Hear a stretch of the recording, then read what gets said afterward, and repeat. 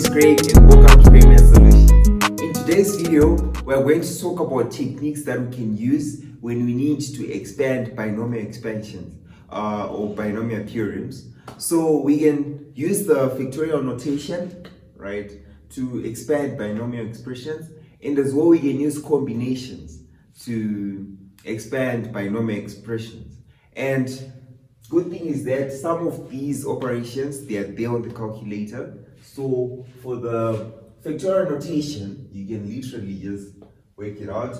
We can say, so n factorial, this is the factorial notation. It says that n factorial is equal to n multiplied by n minus 1, multiplied by n minus 2, n minus 3, and so forth.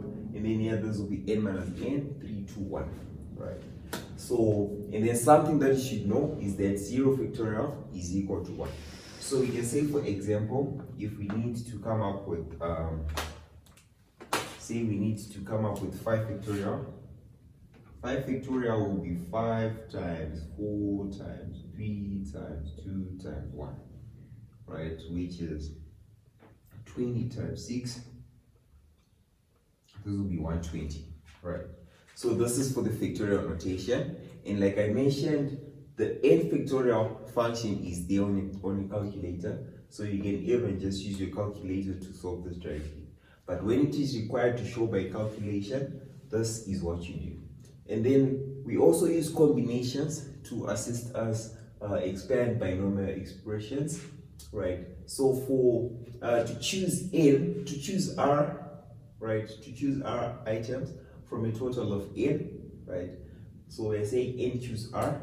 This is the same as n r there in brackets, which is the same as n factorial over n minus r factorial times r factorial. So for example, if you're saying from eight quantities, we want to choose 5, right? So from 8, you want to choose 5. We're saying 8 factorial. In this case, our n is 8, our r is 5. So 8 factorial over 8 minus 5, we get it 3 factorial. Right, 3 factorial times r factorial, that is 5 factorial. Right? So we know 8 factorial is 8 times 6 times 5 times 4 times 3 times 2, and so forth. Right? Which is just the same as saying 8 times 7 times 6 times 5 factorial. Right? Because we know it's going to be times 4 times 4 times 3 times 2 times 1. And then over 3 factorial times 5 factorial. So if the 5 factorial is cancelled, and you know 3 factorial is 3 times 2 times 1, which is 6. So the 3 factorial cancels out with the 6. We remain with 8 times 7, which would give us a 56. So this is what we do. Right, so now we'd like to attempt these questions that require us to show by calculation how we can simplify factorials and combinations. So for number 5a, 5 factorial, like we said, it will be 5 times 4 times 3 times 2 times 1, which is 20 times 6 times 1, 120. We get our answer is 120. And then 10 factorial. So 10 factorial will be 10 times 9 times 8 times 7 times 6 times 5 factorial, right? Which is what we can simplify the calculator, right? We can just punch this, say 10 factorial, right? And then we get an answer of 3 million, right? 628,000, right? In 800. So that is 3,620,800, right? So this is for part B. For part C, we're saying 20 factorial over 17 factorial. We know 20 factorial is 20 times 19 times 18 times 17 factorial. 17 factorial, because it's just going to go on and on and on and on. Over 17 factorial. So the 17 factorial is cancelled, and you're left with 20 times 19 times 18. 20 times 19 times 18. And then we get 6,840. 6,840 is the final result. For part D, we're saying 8 factorial over 2 factorial times 6 factorial. So we know 8 factorial is 8 times 7 times 6 factorial over 2 factorial times 6 factorial. So the 6 factorials cancel, and we're left with 2 times 7 over 2 factorial. But we know that 2 factorial is 2 times 1, which is 2. 2 into 8, we get a 4. So 4 times 7, that will give us a 28. Right? So this was for number 1. Then now moving on to number 2. Number 2, we need to simplify 9, choose 3. So from 9 items, we need to choose 3. Right? So we're saying that for 2A, okay, let me write this in black. So we're saying that for 2A, right, 9 choose 3. Our N is 9 and our R is 3. So we're saying 9 factorial over 9 minus 3 factorial, that's 6 factorial, times R factorial, which is 3 factorial.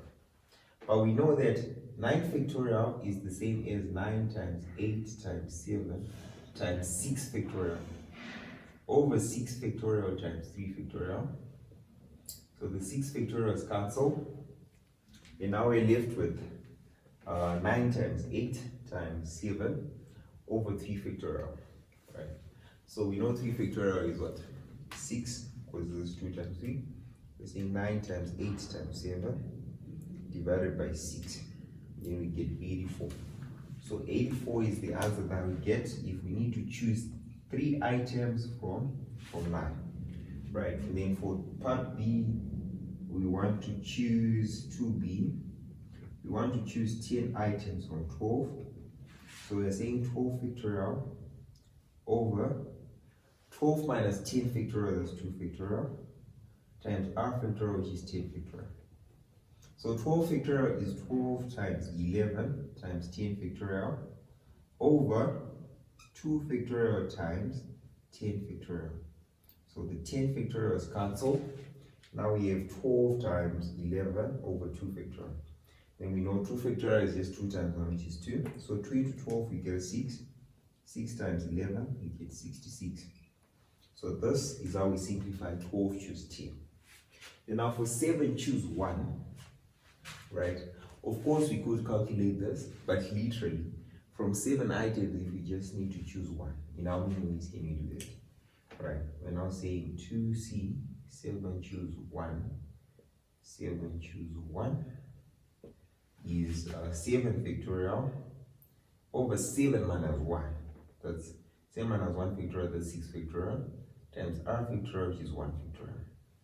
So 7 factorial is 7 times 6 factorial over 6 factorial times 1 factorial is just 1. So if the 6 factorials cancel, it means we've got 7 ways in which we can choose 1 item from 7 items. And then for part D, we need to choose 5 items from 5 items. So part D is 5 choose 5. So I think 5 factorial over 5 minus 5 factorial, which is 0 factorial, right?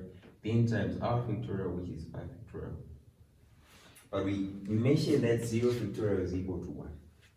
So this is 1, right? And then the 5 factorials cancel, so we get a 1. So we can choose 5 items from a total of 5 in only one way. Okay, so this was looking at how we work around with the factorial notation and combinations in assisting us to expand binomial expressions.